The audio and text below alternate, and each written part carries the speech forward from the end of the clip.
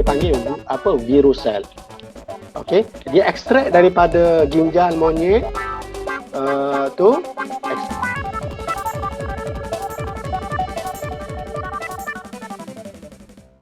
Ini isu-isu panas. Jadi Memang panas tu. kita nak panas sikit lagi, Doktor. Okey, boleh. Ni soalan kawan kita tanya ni, Abang Megak kita ni. Dia kata sehari dua ni tersebar video dari negara luar, kandungan vaksin ini antaranya daripada janin yang digugurkan.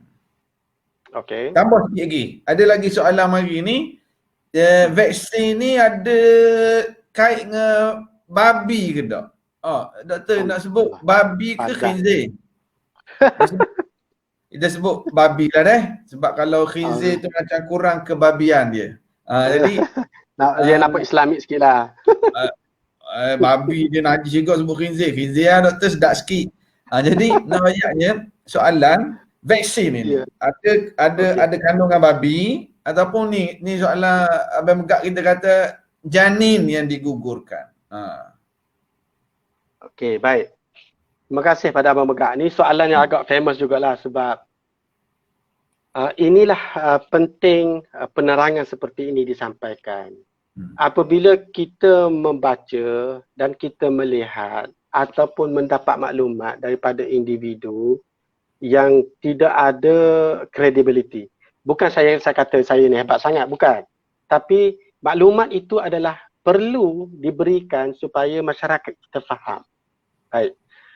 Daripada 5 jenis vaksin yang telah dimeterai, bukan meterai, maksudnya 2 telah dimeterai perjanjian, iaitu Pfizer dan juga AstraZeneca, dan 3 lagi dalam proses, iaitu daripada China 2 dan daripada Rusia 1 dalam proses. Mungkin pertengahan tahun ini ataupun akhir tahun ini baru sampai yang daripada China, sebab dalam proses kajian fasa 3 masih belum habis sepenuhnya, walaupun ia telah digunakan secara diluluskan secara segera di China dan sebagainya. Tetapi perlu saya nyatakan di sini, dan sudah banyak kali dinyatakan, bahawa vaksin yang telah kita meterai perjanjian dia, iaitu Pfizer BioNTech, daripada syarikat Pfizer dan BioNTech, ia adalah bebas daripada bahan binatang.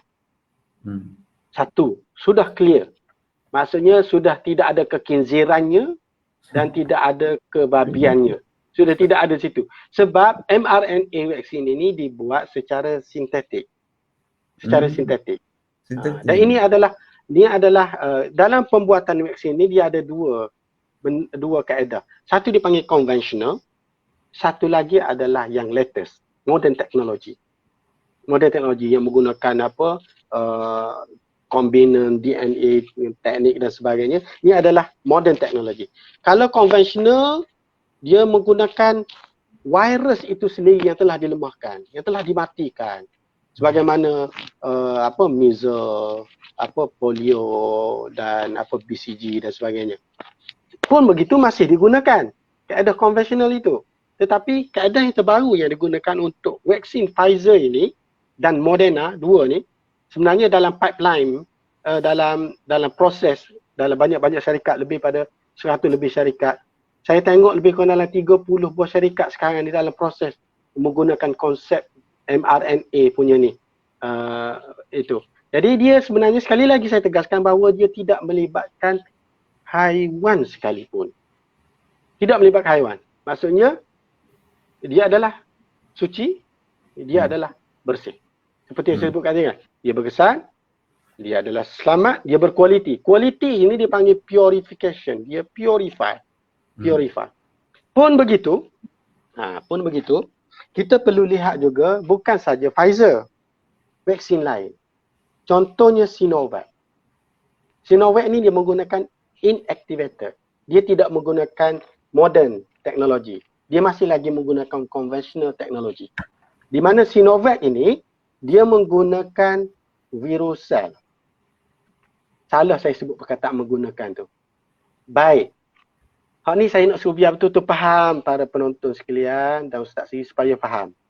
Dalam membuat vaksin melalui kaedah konvensional ini, kita perlu iaitu syarikat tersebut perlu membiak dahulu virus sebab dia menggunakan konsep konvensional. Ni saya balik kepada basic. Apa itu vaksin?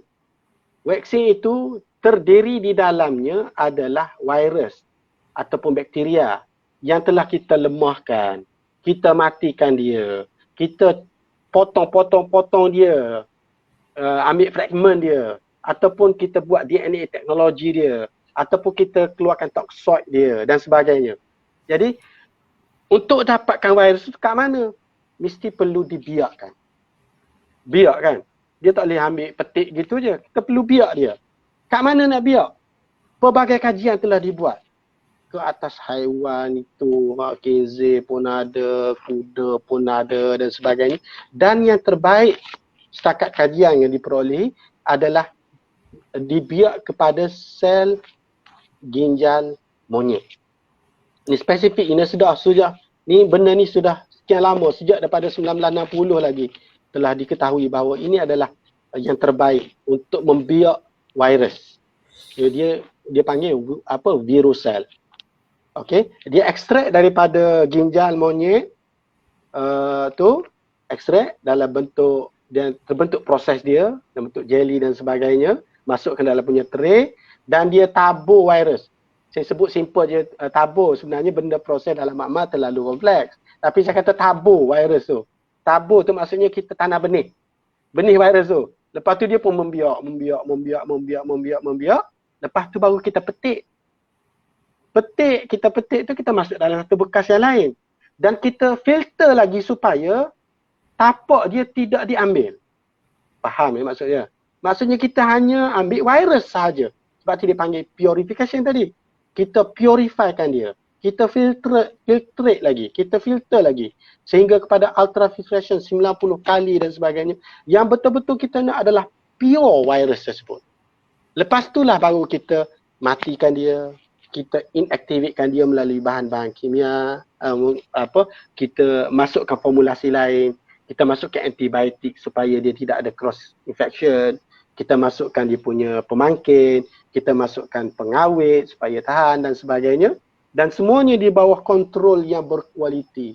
Supaya tidak memberikan kesan yang besar kepada keselamatan manusia. Yang juga melalui proses kajian demi kajian ke atas virus tersebut. Maksudnya sekarang ni, kita tidak mengambil tapak tersebut. Di mana tapak tu adalah virus sel tadi. Dan kalau kita tengok kepada Sputnik. Sputnik ni vaksin daripada Rusia. Yang juga masuk dalam list 5 tu. Tu dia menggunakan sel janin. Sel janin.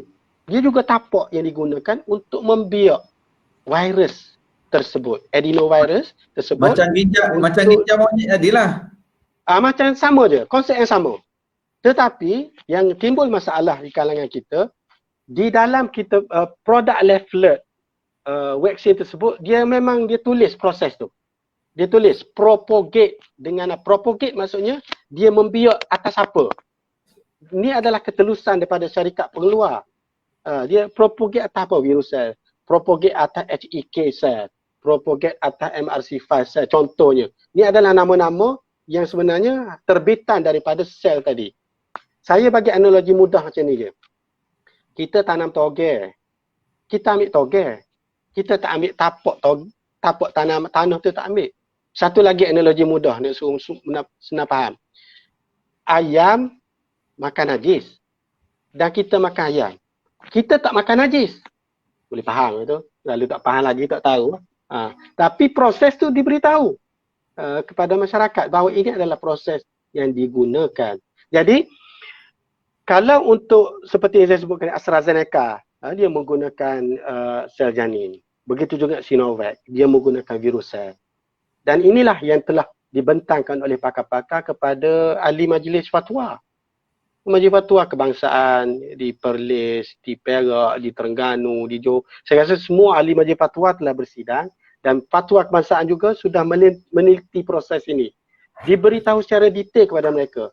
Dan majlis fatwa telah memfatwakan bahawa harus digunakan di atas dasar bukan melihat semata-mata kepada proses dan bahan, tetapi melihat kepada maslahat itu lebih penting. Saya rasa kalau saya ceramah tu saya jadi ustaz boleh tukar dengan Ustaz Malaysia.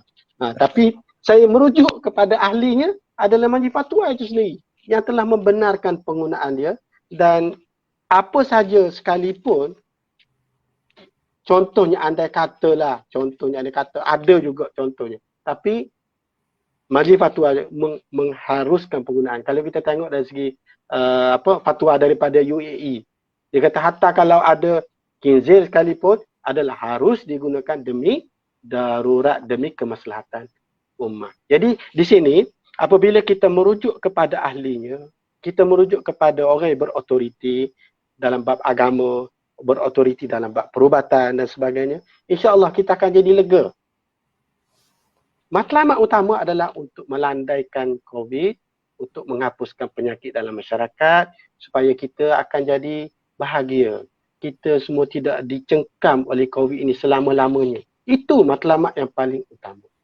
Dan saya rasa dalam agama sendiri pun bahas panjang bab ini. Wallahualam.